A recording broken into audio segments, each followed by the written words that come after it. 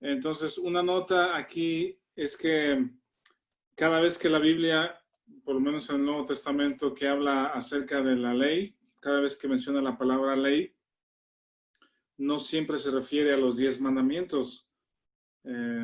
A veces sí, pero muchas veces no. Y Pablo mismo, cuando está haciendo un argumento y menciona la palabra ley, él pregunta, ¿cuál ley? Y en algunas veces él mismo se contesta en el argumento y dice la ley de la libertad o la ley del espíritu. Entonces, no siempre que menciona la palabra ley se refiere a los 10 mandamientos o a la ley del Antiguo Testamento. También en muchos casos, o en algunos casos más bien, se refiere al principio, la ley como un principio, algo que opera, que pueden ser o los 10 mandamientos, o una ley cultural, o una ley como la del matrimonio, que te une, te obliga, una ley te obliga. Estábamos justamente revisando el tema de un contrato con un amigo que es abogado, y ayer que yo lo estaba revisando, llegué a la conclusión que los contratos no me gustan, pues, o sea, los contratos son feos, o sea, pienso que son desagradables porque si en algún momento firmas un contrato de cualquier cosa, pues de una renta o cualquier cosa, es como si en lugar de actuar en confianza, como no hay confianza entre las dos partes, tienes que obligarte o tienes que obligar a la otra persona o tú te obligas a través de un contrato, ¿verdad? Y ese contrato, pienso que es como de lo que tú eres capaz de hacer, pues, ¿verdad? Y todos son los sís, las posibilidades. Sí sucede esto, o en caso de que esto, ¿verdad? Pensando que aunque tú y yo, si firmamos un contrato, tenemos confianza, el contrato está basado en desconfianza y de lo que el hombre es capaz de hacer o capaz de hacer mal, ¿verdad? No sé si me doy a entender, pero un contrato obliga a las partes, ¿verdad? Entonces, la ley es algo que obliga a las personas. Entonces, cuando se refiere aquí a la ley del matrimonio, o en el 7.1, habla de una ley en general, que pueden ser los 10 mandamientos o cualquier otra ley. Dice, la ley se enseñorea del hombre, entre tanto que éste vive. Y dice, hablo a los que conocen la ley. Yo creo que sí se puede estar refiriendo a los 10 mandamientos también, o a cualquier tipo de ley que nos obliga a algo. Entonces, dice, la ley se enseñorea del hombre, entre tanto que éste vive. Es decir, el ser humano o la persona que está bajo un régimen legal o ley está obligado a guardarlo. Entonces, la ley es señor de ese hombre, ¿sí? La ley regula su conducta. Y luego, en el 2, viene el ejemplo del matrimonio, y es muy interesante porque habla de 3 individuos o de 3 personas. Uno es la mujer casada. 2 es su marido, el hombre que por la ley están obligados al vínculo matrimonial. Y 3, otro varón, ¿sí? Otro varón. Entonces, el escenario es ese, dice, porque la mujer casada está sujeta por la ley al marido mientras éste vive. Pero si el marido muere, ella queda libre de la ley del marido. Entonces, imaginen el escenario que está una mujer, su esposo, están obligados por la ley del matrimonio a permanecer juntos, a estar juntos, es el vínculo matrimonial.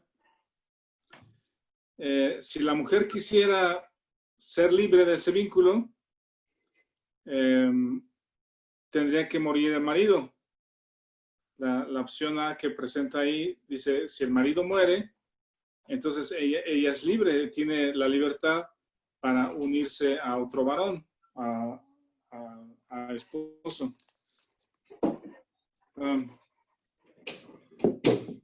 A otro esposo, pues al segundo esposo o al segundo varón.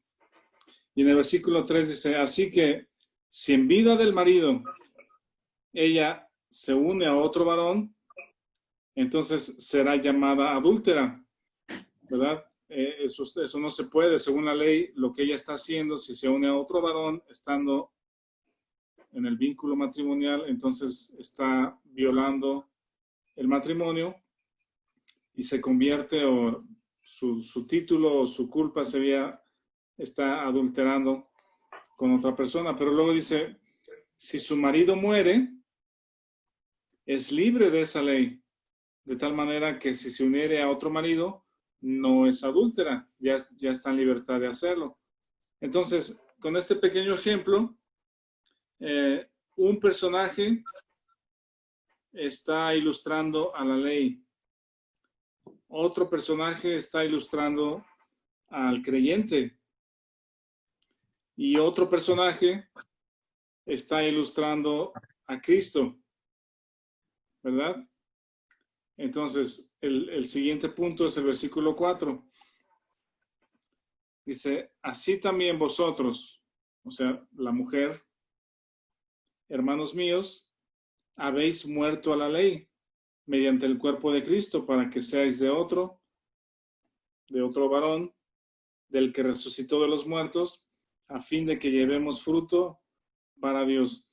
Esto es muy padre porque el pensamiento o el argumento nos lleva a pensar que el que se tiene que morir es el marido o la ley, pero resulta que la ley no muere, ¿verdad?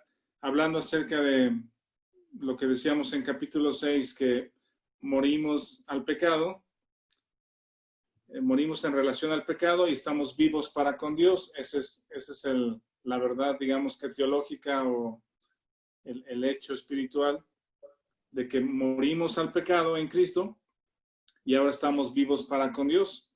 Entonces lo ilustra con el tema del matrimonio y dice, si tú, la mujer, antes estabas ligado al matrimonio, al marido, que es la ley,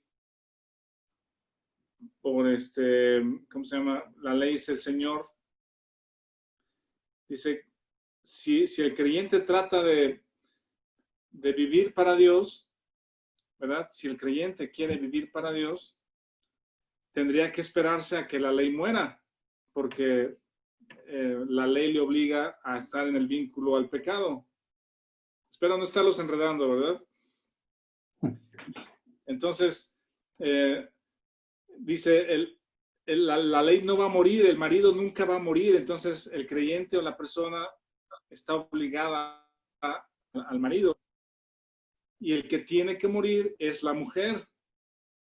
Y eso es lo que sucede en el capítulo 6. El que muere es el creyente, porque la ley nunca va a morir, la ley nunca nos va a dejar libres, ¿sí?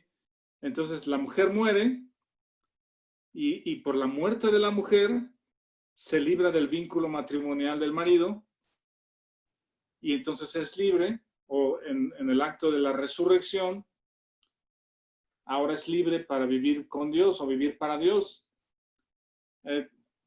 ¿Algún comentario o pregunta?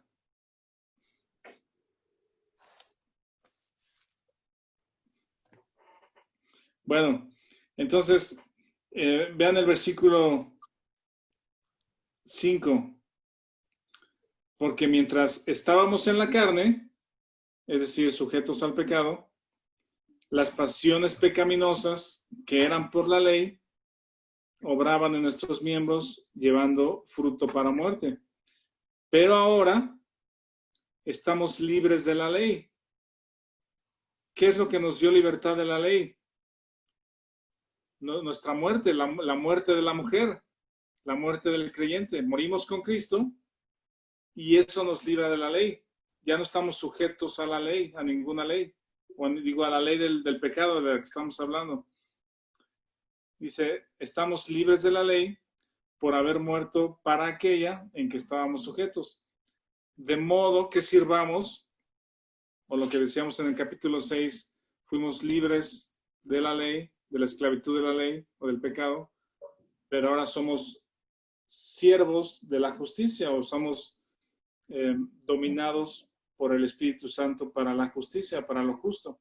Dice el 6, de modo que sirvamos bajo el régimen nuevo del Espíritu. Hay un nuevo régimen o un nuevo vínculo o una nueva ley, por decir, y no bajo el régimen viejo de la letra. Eso hace una diferencia de la luz de la mañana a la noche. Y este tipo de cosas, creo que Dios o el Espíritu Santo en algún momento a los creyentes es algo que Él nos da entendimiento, pues no es algo que creo que no se enseña mucho en las iglesias, pero Pablo lo enseña constantemente una vez tras otra, porque es una verdad que cuando el Espíritu Santo nos las da a entender, nos da entendimiento de esto, nos da paz y descanso. Pienso que a veces tratamos de explicar algo que en el hecho es sencillo porque es un asunto de fe. Hay cosas que yo no entiendo cómo sucedieron, pero si la Biblia lo dice, lo creo. Y en esa fe es de que vivo en esa verdad. Por la fe vivo en esa verdad, en ese hecho. Mi fe descansa en ese hecho de que la Biblia dice, morí al pecado juntamente con Cristo, estoy vivo para con Dios.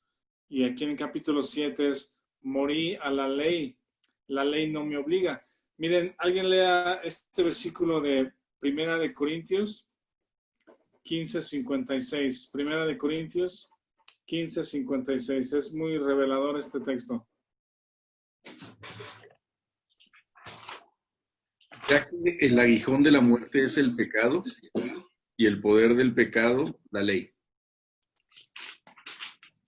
Sí. Otra vez, Vic, despacio. Ya que el aguijón de la muerte es el pecado y el poder del pecado, la ley. Ajá. El aguijón del pecado es la muerte. Déjeme.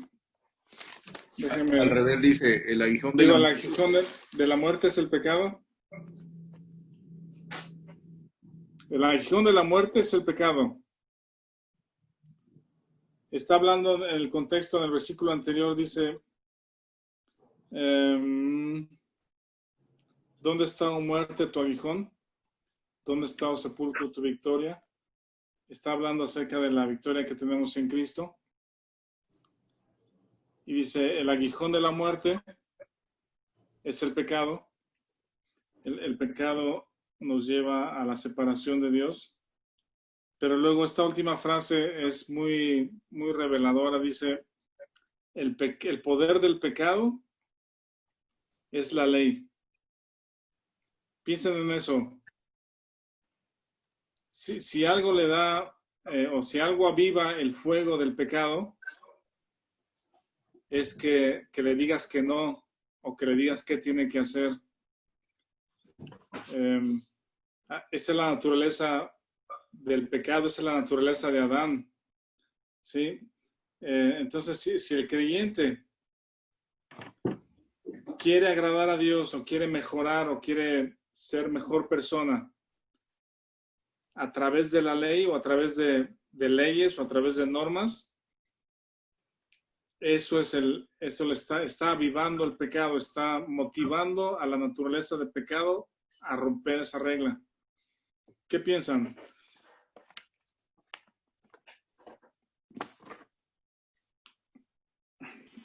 ¿Algún comentario, pensamiento? Yo tengo un pensamiento, pero en relación a lo anterior, o sea, la comparación que hace Pablo en la relación esta que comentaste que de tres personas, de tres partes, pues, la mujer, el marido y el otro, pues. Y sí, o sea, antes estábamos por la ley casados con el pecado, pues, ¿cómo se llama? Éramos esclavos del pecado, pues. Sí. Y la única forma, o sea, como no podemos matar al pecado con quien estábamos casados, para que se rompa ese vínculo matrimonial, o esa intimidad o esa relación íntima que tendríamos día a día, ¿no? Es necesario que alguien muera, pues, Exacto. ¿no?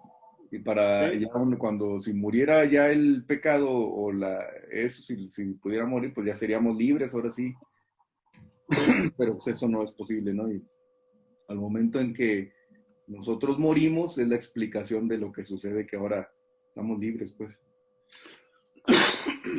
Sí, exacto, Vic. Adelante, Juanjo. O sea que entre más tratamos de cumplir la ley, más expuestos estamos al pecado. O sea, entre más Sí, nos esforzamos en cumplir esa ley, que ya sea la ley, puede ser la ley de la iglesia o la misma ley de los mandamientos, más sí. atados estamos al pecado, más vulnerables somos al pecado, ¿no? Es lo que entiendo de este versículo. Sí, porque haz de cuenta que si queremos controlar la conducta de alguien, tenemos que ponerle muy específico lo que sí y lo que no. De hecho, me sorprende mucho siempre el tema de los legisladores en los países. Su trabajo es legislar y hacer leyes, porque, por ejemplo, ahora en el mundo del Internet había o hay muchas cosas que no están reguladas, por decir. Ok, hay que crear leyes para que la gente se conduzca en cierta forma de no hacer esto, no hacer lo otro, está prohibido esto, te hay que pagar este impuesto, hay que hacer esto. Entonces hay que llenar de ley o de leyes para conducir o para determinar la conducta de las personas. Entonces justamente cuando al creyente o cuando el cristiano quiere agradar a Dios por medio de normas, de leyes, de documentos firmados, de compromisos, justamente está echándole fuego, está haciéndole gasolina al fuego, porque la carne eso es lo que le gusta hacer, a la naturaleza del pecado, dice, el poder del pecado es la ley. Entonces, dale leyes al creyente y eso es lo que va a romper, eso es lo que va a hacer o no o va a no hacer, pues eso es lo que va a violar, pues.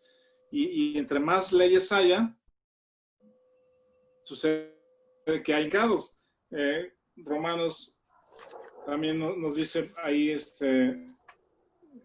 que no había ley, o antes de Moisés no había ley.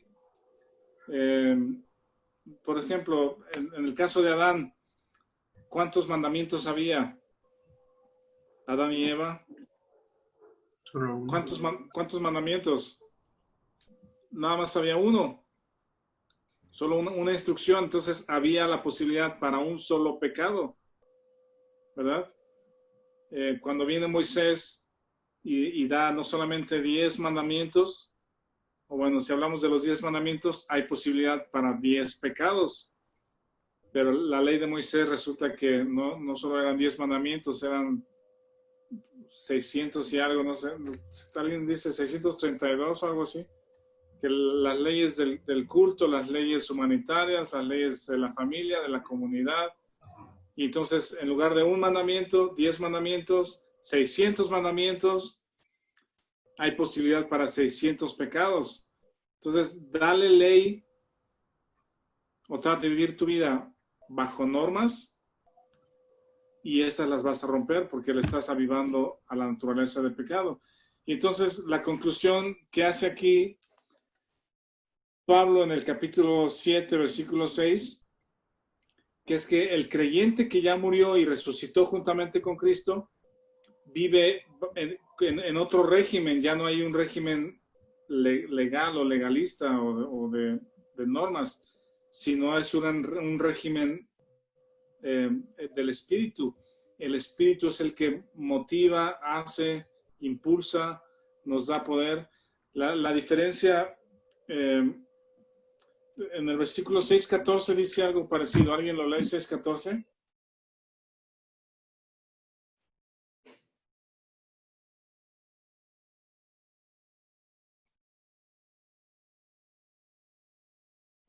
¿Lo leo? Sí, por favor.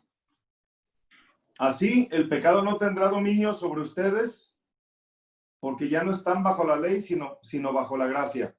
Ahí está ese contraste otra vez. El pecado ya no es tu Señor, ya no estás obligado a obedecerlo, ya eres libre de ese vínculo, ya no estás bajo la ley, sino ahora estás bajo la gracia. Ese es el nuevo régimen de la que hablamos en el 5.1, dice, entraste a la gracia en la cual estás firme. Y lo repite ese contraste o ese dejar una cosa para entrar a otra en el 7.6. El servicio que ahora hacemos es bajo el régimen nuevo del Espíritu y no bajo el régimen viejo de la letra. La letra es la ley, ya sean los 10 mandamientos o cualquier otro régimen autoimpuesto de instrucciones, de seguir instrucciones o normas. No sé si están familiarizados, yo lo he visto en muchas ocasiones, pues, el tema de que la ley es una norma de vida para el creyente. Esas son palabras de alguien que he escuchado, pues, o que algo similar, o en libros o en predicaciones, en videos de predicaciones, que los creyentes estamos, ¿cómo se llama? Los creyentes tenemos que vivir la ley como norma de vida, o la ley está ahí para el creyente como una norma de vida. Julio, ¿quieres mencionar algo? Sí, Rafa, pensando en este pasaje, ¿no? Siempre nos han hablado de que la ley santifica, y como el Señor es santo, habría que seguir algunas reglas de la ley para vivir en santidad, ¿no? Es una forma como de darnos una norma de vida, un régimen. Obviamente estos versículos que mencionaste de 1 de Corintios, pues es un versículo poderoso, ¿no? Porque tiene mucha verdad. Regularmente uno cuando ve la caída de las iglesias o de pastores o de gente cercana al Señor, por así decirlo, casi siempre, diría mi cuñada, caen en su karma, ¿no? Regularmente eso que prohíben tanto, eso que critican tanto o eso que se señala tanto, ellos terminan encerrados, ¿no? Es la parte más dura porque le dan mucho poder. O sea, yo veo que siempre el pastor se está cuidando del adulterio, ¿no? Siempre, siempre. Es como el pecado que ellos creen que va a eliminar y que Satanás va a utilizar.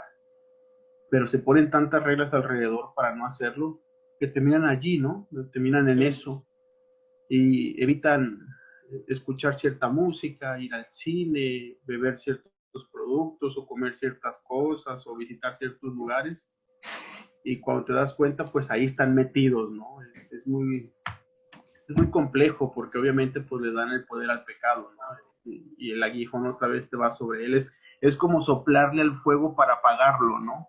Como cortas en un carbón y le soplas bien duro para que se apague, ¿no? Y pues, obviamente le das oxígeno, ¿no? Y lo avivas. Es muy contradictoria la idea, y la verdad es que sí es. Ojalá se enseñara esto más en las iglesias, porque sí es de lo que termina adoleciendo la iglesia, ¿no? Por poner tantas reglas para no brincarlas, y pues al final de cuentas terminas brincando la ley. Sí, correcto. Y esta parte es muy interesante porque no es nada oculto, es decir, ahí están, no sé por qué los que enseñan, los que leemos, los que predican, los maestros en las iglesias, los padres, ¿qué parte de esto no entendemos? O sea, está tan sencillo. Les digo, el cómo, no sé cómo sucedió, pero si la Biblia lo dice, así como creo que Dios murió por mí, Jesucristo murió por mí, lo creo.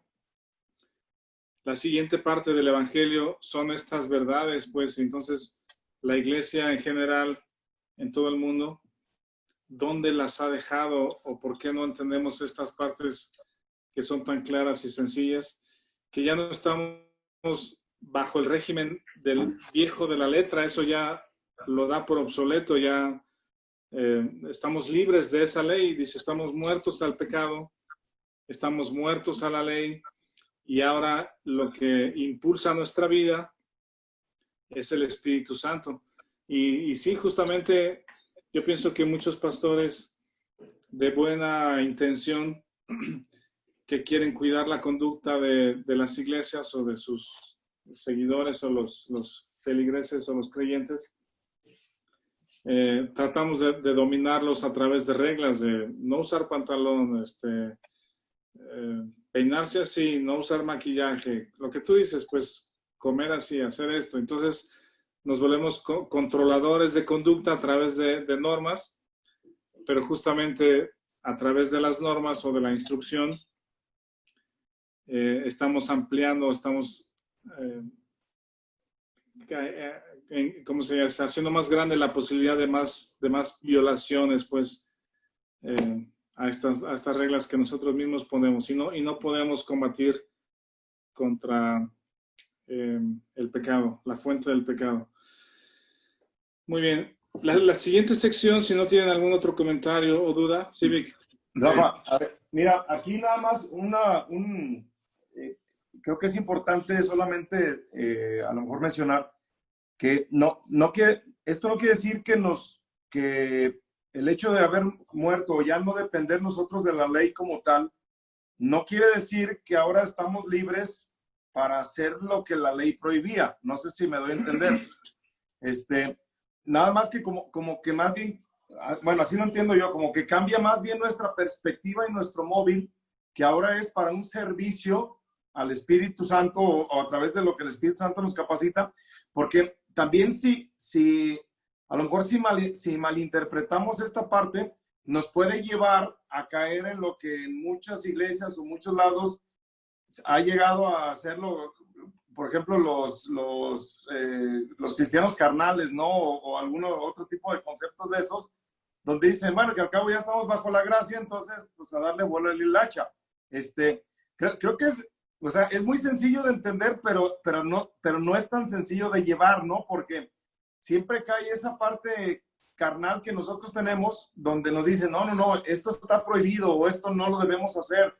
Y otra vez salimos como de esta cobertura de lo que el Espíritu Santo nos ha liberado, pero que al mismo tiempo no debemos hacerlo, pero a lo mejor porque ahora entendemos que esto no es agradable a Dios, y incluso la manera en que nosotros podemos comentarlo o enseñarlo en las mismas iglesias, como que pudiera llevarse a que si no está bien entendido. Yo, por ejemplo, ahorita, como tengo la parte de toda mi familia que están en este tipo de iglesias condenatorias, y ahora que estamos con este estudio, yo sí lo he entendido toda la vida, así como lo estás comentando, como lo estás enseñando ahorita, pero me causa mucho trabajo aplicarlo y saber cuándo no debo yo enfocarme en lo correcto o lo incorrecto para enfocarme en lo que agrada al Señor. Creo que no es tan fácil aplicarlo en la vida, porque nos han enseñado toda la vida que movernos a través de normas es lo que debe ser. No sé si me doy a entender. Sí. Sí, el asunto, por ejemplo, es que la naturaleza de pecado que tenemos de Adán cuando nacemos necesita de normas o de instrucciones para controlar su conducta, porque es mala y perversa, y la naturaleza, de hecho ahí en el capítulo 8 dice, la carne no puede ni quiere agradar a Dios, ¿sí? Entonces tienes que obligarla a que se conduzca, ¿verdad? Pero el asunto de la vida en el Espíritu es que al Espíritu Santo en el creyente, no tienes que decirle que tiene que amar, no tienes que decirle que sea paciente. No le hace falta, pues, ¿sí? No, porque el Espíritu es la vida de Dios en el creyente, y no es necesario, vive su vida natural que agrada a Dios. Entonces sí, cuando hablamos de vivir en la gracia o vivir bajo el régimen del Espíritu, significa vivir dominado por el Espíritu Santo. Es una vida que agrada a Dios. no es eso, que también es el mal entendimiento de que lo que dices justamente, que si ya está todo pagado, si ya vivimos bajo la gracia, pues hacer lo que sea, y eso no es la gracia de Dios. Civic. Que no puedes siquiera darle instrucciones a Dios, o sea, ahí en Jeremías, ¿no? Y habla, pues, ¿quién le puede dar consejo al Señor, pues? O sea, es otra forma, otra perspectiva, no es cómo voy a actuar espiritualmente, sino simplemente creer estas verdades que ya sucedieron, dice ahí en el versículo 6:14, porque el pecado no se enseñoreará. Eso quería que si comentaba Rafa, porque habla en el futuro de vosotros, pues no estáis bajo la ley, sino bajo la gracia. O sea, tu situación actual, tu condición actual, o tu posición actual más bien, es que no estáis, ya no estás en la ley, pues. Entonces no se le puede dar indicaciones a Dios, Espíritu Santo, de que, ok, vamos a comportarnos así, vamos a hacer esto, sino que es más bien al revés, es confiar en estas verdades que están aquí, que con fe, o sea, es el principio de la fe, ¿no? Que creemos en hechos que ya sucedieron, pues. No en desear algo, pues, en convencernos de que algo va a suceder, sino la fe es creer estas verdades que ya tomaron lugar, ya sucedieron, y poder contemplar a Dios, ¿no? Que ese es el punto, pues, o sea, poder enfocarnos ahí y descansar y dejar que Él actúe. Ahorita entiendo muy bien lo que dice mi tocayo, o sea, lo que ha comentado Rafa, y creo que lo vamos a seguir comentando, es el mal entendimiento de esta nueva posición de la gracia, donde hay una libertinaje, pues, o todo se puede porque ya somos salvos, pues. Pero es un proceso de madurez, ¿no? Desde bebé espiritual, nacer de nuevo, y un proceso de crecimiento que te va a ir dando Dios, o sea, ni siquiera tienes que ir a buscar la comida, sino que Dios mismo te lo va a ir dando para ir creciéndote a través de experiencias, de enseñanzas, de la misma iglesia, ¿no? De otros hermanos, para ir madurándote a lo que viene ya después en el capítulo 8, ¿no? Entonces, Sí. más o menos creo que por ahí va. O sea, no se trata de decir, ok, ya no estoy bajo la ley, entonces vamos a darle, pues. No, sino es confiar en que ya no estás bajo la ley, pero ahora dependes del marido, pues. O sea, no. Una de las maldiciones justamente ahí de Génesis 3 es eso, ¿no? Te enseñaré, tu deseo será sobre tu marido, ¿cómo dice? Y él se enseñoreará de ti, pues. Sí. O sea, no, nosotros somos, digamos, la mujer en el matrimonio, pues, y así va a ser con Cristo también. Y es confiar en el marido, pues, o sea, no estar diciéndole, oye, no, pues hace esto, haz lo otro. ¿Me explico? Pero, Entonces, pero la pregunta es, ¿dónde entra precisamente el hecho de que como estas iglesias, por ejemplo, que te están dominando o te están, yo lo veo, incluso trato de llevarlo, es muy duro y muy fuerte decirlo, pero llega a ser un abuso espiritual y un control de las congregaciones. Pero ¿dónde entra entonces lo incorrecto de decirle a la iglesia, no vayan al cine? O sea, no es decir, cuiden lo que ven y cuiden esto. Claro que hay cosas que no tiene uno que ver, pero no vayan al cine. O no usen pantalones apretados, aunque sean de mezclilla o lo que sea, porque despierta el líbido de todos nosotros. Entonces, más bien es, oye, yo necesito revisarme porque, ¿cómo? O sea, no debe despertarme esa cosa en mí, entonces hay algo en mí que tiene que estar creciendo. O no se pinten, no usen maquillaje, o sea, ese tipo de cosas, ¿dónde ya está mal? es que ahí es justamente lo que entiendo es, lo que he aprendido, pues, es que de hecho, y esta es la parte, pues, media complicada, interesante, es que tienes libertad de hacerlo, pues. O sea, todo te es lícito. Todo te es lícito, pero no todo te conviene, pues. Todo. Perdón, Sí, adelante, Julio.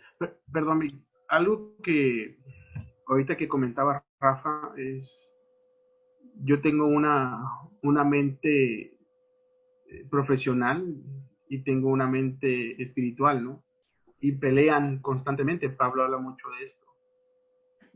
Algo que pasa con tu tocayo, y lo entiendo porque lo viví muchos años en una iglesia. A veces tenemos el concepto nosotros de que una gracia excesiva, por así decirlo, es libertinaje, ¿no? Pero son cosas completamente diferentes. No existe la gracia excesiva, no existe la comparación entre las dos palabras, entre el libertinaje y la gracia. Una cosa es la gracia y otra cosa es el libertinaje. A veces lo mezclamos y eso nos confunde más fuerte todavía, porque creemos que mientras más libres nos sentimos, más culpables somos, porque no estamos acostumbrados a la libertad. Por eso Jesús tuvo que pagarla. Entonces, cuando entiendes que tu libertad es tu fuerza, entiendes que tus limitaciones o tus reglas o tus principios que te estableciste son la fuerza del pecado también. Entonces, son fuerzas en contra. Si tú sigues comparando la palabra libertad con la palabra libertinaje o la gracia con el libertinaje, siempre te va a confundir, siempre te va a llenar de culpa, siempre te va a asustar, porque no va a haber forma en que la domines. Es como querer dominar al Espíritu Santo, lo que mencionabas, ¿no, Víctor? Querer darle reglas a Dios de cómo tenemos que vivir, o cómo decirle a Dios hasta dónde está bueno o hasta dónde es malo, en lugar de escucharlo y que sea Él quien te marque a ti hasta dónde es bueno y hasta dónde es malo, ¿no? Para que no vivas en culpa, porque lo único que te hace, todas las reglas que te establecieron para que no estés mal, te hacen vivir culpable. Y sigue siendo el mismo problema, ¿no? Oye, Julio, pero tú, ya, perdón, si me excedo me dicen para cortarle, y a lo mejor esto yo luego, porque es un tema de una gran carga para mí con mi familia. Dale. No sé si hemos escuchado en algunas ocasiones, en algunas iglesias, que decimos, esta ley tiene continuidad, esta ley no tiene, y a veces estamos peleando y analizando, a ver, el diezmo, y ahí se hace un tratado como de 6 meses para ver si el diezmo tiene o no tiene continuidad. No, pues y terminamos en lo mismo. Unos dicen que sí, otros dicen que no. Y luego, el tema del adulterio, a ver, que Éxodo 20, y empezamos a agarrar cada una de las cosas de ahí. ¿Qué tan válido, qué tan correcto es todo esto? Porque, por un lado, estamos ya, morimos a la ley, pero por otro lado, seguimos analizando qué sí y qué no. No sé si se entiende mi pregunta. O sea, entonces, a lo mejor en la postura eso se queda atrás y nos quedamos con los 2 nuevos mandamientos de que amaremos a Dios y amaremos a nuestro prójimo. Pero finalmente las líneas de vida, de alguna manera, sí nos deben llevar, pero ¿hasta dónde nos deben llevar? Creo que esto es lo que causa como algún conflicto en hasta dónde sí y hasta dónde no. No sé. Hay la sección que continúa ahí en el capítulo 7 está muy interesante porque es la parte,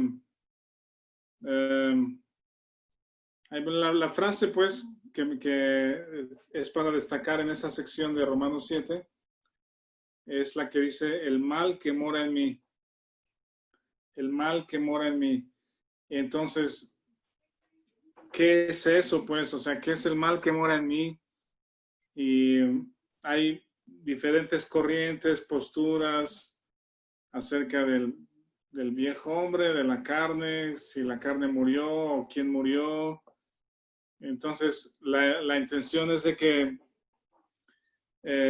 si Pablo, desde el principio de la carta, nos dice, yo fui escogido para el Evangelio, sirvo el Evangelio, no me avergüenzo del Evangelio, estoy puesto para compartir el Evangelio. Es decir, la vida de Pablo es compartir el Evangelio, y ahí les va la justificación o la condenación, la justificación. Entonces, estos versículos 6, 7 y 8 son parte vital de esas buenas noticias que Pablo tiene, porque esa es su vida, eso es lo que Dios le le puso para hacer.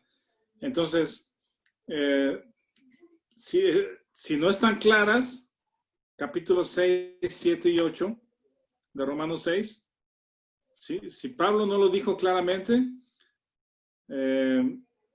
entonces sí tenemos un gran problema, pues. Si el creyente no sabe a dónde va, no sabe qué tiene, no sabe qué pasó, entonces yo pienso que Romanos 6, 7 y 8 tienen que estar claros, pues, o sea, tienen que estar expresados claramente, ya algo que no estamos poniendo en orden correcto o en el escenario correcto, o usamos palabras que no están en la Biblia o conceptos que no son bíblicos para tratar de entender la lucha del cristiano.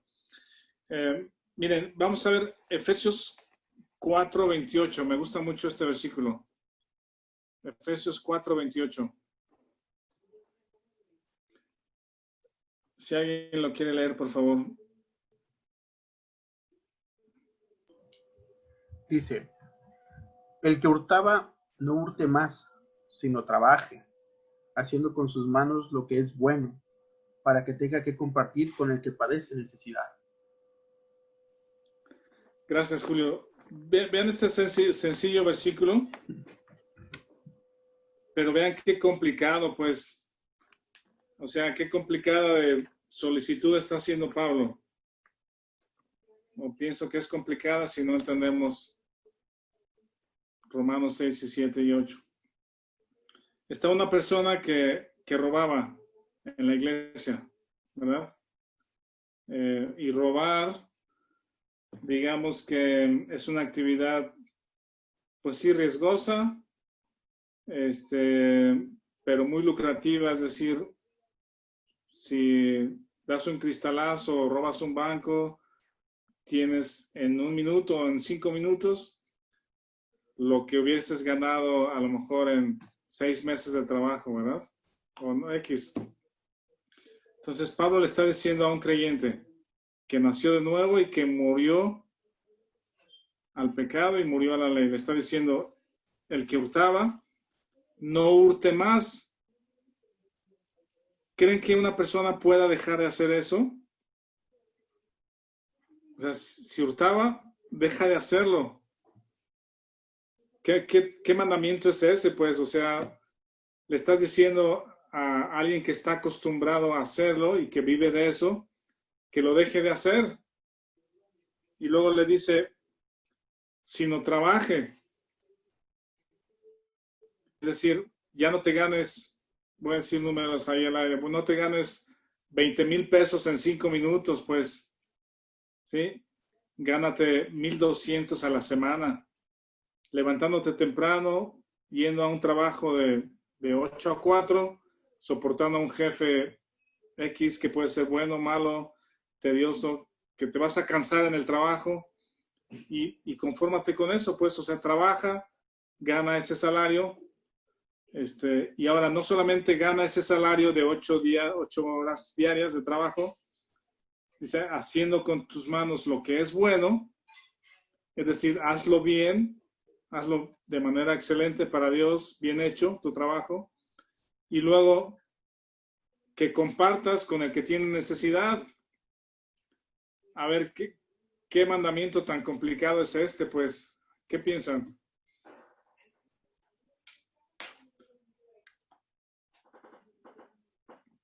Pues es el cambio de la naturaleza, ¿no? O sea, pasar de algo fácil de hacer, de algo que no me causa problemas, aunque puede traer consecuencias muy fuertes, pero el hecho de conseguir las cosas fáciles, ahora ya entender, y no es lo fácil, sino lo correcto, o lo que agrada a Dios, y además tener que compartir. A mí esto, por ejemplo, no se me hace... entenderlo no se me hace complicado. A muchas personas a lo mejor sí se les puede hacer, porque dice, oye, si por un lado me es bien fácil ganar por cualquier cosa, no nomás robando, haciendo una tranza, que bueno, que se convierte en un robo, ¿no? Claro, y es bien fácil hacerlo, y como contadores a lo mejor nos es más sencillo hacer todo esto, pero siempre está esa pelea entre hacerlo fácil, pero normalmente cuando buscamos lo fácil, es porque somos como egoístas. No creo que alguien diga, bueno, como un Robin Hood de la modernidad, ¿verdad? Voy a robar para repartir todo lo que robo. Normalmente, sí, cuando haces algo incorrecto, tú te quedas con mucho porque viene la codicia, viene la envidia, etcétera, etcétera, y eso va alimentando otras cosas, pero aquí más bien nos está llevando el hecho de hacer lo correcto para compartir a los demás. Sí es complicado entenderlo, pero creo que por ahí nos lleva, ¿no? Miren, tomen este versículo como una ley o una instrucción. Vamos a llamarle ley o instrucción, porque eso es lo que es un imperativo. Le está ordenando a alguien que hurtaba, que no hurte, que trabaje bien y que lo que gana, lo comparta con alguien en necesidad. Es una instrucción. Entonces, si tomamos esa instrucción para un creyente nacido de nuevo de Romanos 5, ¿sí? Lo va a hacer con mucho gusto, lo va a intentar, ¿sí? Decir, yo soy nacido de nuevo, Cristo murió por mí, yo lo hago por él y estoy dispuesto. La pregunta es, ¿va a poder en ese intento de no robar, de trabajar bien y de compartir? Lo va a hacer con lo que sabe, pero se va a cansar eventualmente porque no sabe la verdad de Romanos 6 y Romanos 7. Pero darle esta instrucción a una persona que nació de nuevo, Romanos 5, que sabe que también murió juntamente con Cristo, Romanos 6, sabe que el pecado no se enseñorea de él, Romanos 7, que sabe que no vive bajo el régimen de la ley, sino bajo el régimen del Espíritu. Dile esto a una persona que vive en el Espíritu o que sabe que el Espíritu es el motor o el ¿cómo se llama? La fuente de acciones que agradan a Dios. Díselo a una persona lleno del Espíritu y lo va a hacer sin ningún problema, porque está muerto juntamente con Cristo. La naturaleza de pecado que se rehúsa a agradar a Dios y hacer lo que es bueno, está muerto, el vínculo está muerto con esa fuente de pecado. Pablo le está hablando esta instrucción a una persona dominada por el Espíritu y va a tener toda la capacidad por el Espíritu para hacerlo, ¿sí? Para levantarse temprano, para trabajar, para someterse a su autoridad y sin ningún problema, sabiendo que las cosas vienen de Dios, sin ningún problema va a decir, ok, gané 1,200, voy a apartar 100 pesos para esto y 100 pesos a la hermana que está en necesidad, porque es la vida del Espíritu en él. Y en ese régimen del Espíritu, nadie le está obligando, pues, ¿ven? Nadie le está obligando a que lo haga, sino es la vida del Espíritu en él. ¿Qué piensan? Rafa, perdón, creo todo lo que comentas, obviamente está hablando por la fe, ¿no? Por el creer Sí. lo que Dios ha hecho en nosotros. Sí. Si lo haces por la obligación, por la actitud, por el cambio de corazón, por las reglas, por la buena voluntad, se agota, ¿no? Se agota. Por eso la fe es maravillosa. Por eso Pedro habla tanto de la fe, porque cuando Pedro fue tentado, el Señor le dijo, yo he orado para que tu fe no falte, no para que lo evites, no para que tengas buena actitud, no para que le eches ganas. Dijo, yo he orado para que tu fe no falte. Y por eso Pedro habla de la fe como más preciosa que el oro, ¿no? Porque fue la fe lo que lo llevó a eso, y es la fe la que nos puede llevar a un cambio, no la actitud ni las ganas de ser mejores, sino la fe, ¿no? Sí. El creyente de Efesios 4, cuando cree lo que es en Cristo, lo que sucedió en Cristo, eso le potencia o le impulsa para que el Espíritu Santo le domine. Sí, es correcto, Julio. Sí, Juan José. Gracias. Sí, completamente de acuerdo con Julio. Y la fe es precisamente lo que va a permitir que el Espíritu de Dios obre en ti, porque sin fe no das entrada al Espíritu de Dios a que haga o a que te hable o a que te guíe, ¿no? Entonces, Sí. cuando el Espíritu de Dios ya mora en ti y obra en ti, entonces es muy difícil, o yo diría casi imposible, que tomemos una postura de libertinaje, ¿no? Lo que comentábamos hace rato. Es De decir, imposible. bueno, pues tengo, por gracia, ya soy salvo, más no por que me apegue a la ley, entonces hago lo que quiera, pero entonces una persona que tome una postura de ese tipo, pues quiere decir que el Espíritu no está en él y aparte no está obrando con fe porque no está creyendo en lo que realmente, cuál es la voluntad de Dios, ¿no? Entonces es ahí donde hace esa diferencia. Ahora, una persona que ya mora el Espíritu en esa persona, empieza a entender otras razones también a través de la misma Escritura. Sabe que no le conviene estar atesorando aquí, si aquí nada nos va a servir, ¿no? Dice la orina y el hollín, ¿cómo dice? Lo destruye, vaya, el que ahorra aquí, el que quiere atesorar aquí. Entonces, el Espíritu de Dios empieza a armar todas esas cosas en nuestro pensamiento, en nuestro sentir. Entonces, pues, ¿qué caso tiene que nos dediquemos a estar atesorando si eso no nos va a servir de nada? ¿Qué caso tiene conseguir dinero a través de dañar a otras personas si esa no es la voluntad de Dios? Entonces, es donde hace realmente la diferencia, ¿no? El creer y el dejar que Dios obre en nosotros, que Sí, realmente moramos correcto. al pecado. Sí, sí, Vic. O sea, tenemos dos mundos diferentes, ¿no? El de la ley y el de la libertad en Cristo, el de la gracia, pues en la posición en la dos mundos o dos posiciones, ¿no? La antigua y la nueva, pues. Y en esta nueva, bueno, algo que mencionaron Julio y Rafa, y la idea de todos creo que es que la ley obliga, pues, obliga. Y cuando no estás bajo la ley ya no tienes obligación. Y algo que complicado de entender así de primera de cambio, o sea, es que tienes la libertad de hacer todo. Todo, todo, todo, todo. O sea, de ver lo que quieras ver, de tomar, comer, de todo tienes la libertad, pues, pero no todo te conviene. Ese convencimiento va a venir solamente por medio del Espíritu Santo, pues. Y es el trabajo de Dios, no es el trabajo de uno siquiera, pues. Pero sí tenemos libertad de todo, pues. Pero yo creo que Dios es el que va a obrar para enseñarte qué es lo o sea, es el que va a dirigir tu conducta, ¿no? Sí, ahí Chava está poniendo un comentario muy bueno. Dice, creo que al creer dejamos de tener miedo a hacer lo que nos ordena Cristo, que es amar a los demás. Amar es una consecuencia natural de creer. Ajá. Y estar agradecido, estar en gracia. En cambio, la ley es una herramienta por medio de que se salgan otros del camino y miedo a que nos sepamos cómo ser hijos de Dios, cuando ser hijo de Dios no está en cuestión, ya que ya nos aceptó y nosotros a Él. Sí, correcto, Salvador, Chava.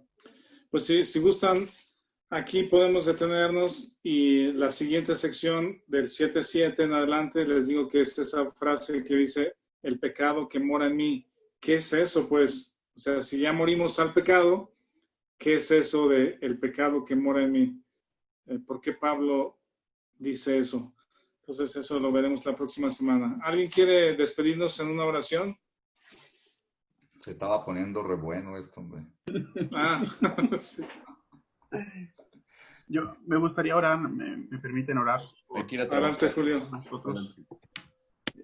Amado Padre, muchas gracias por esta hermosa mañana. Gracias por tu palabra, Señor. Gracias porque es viva y eficaz. Rogamos de nuestro corazón, Señor, para que haya buen entendimiento. Gracias por la libertad que tenemos en ti.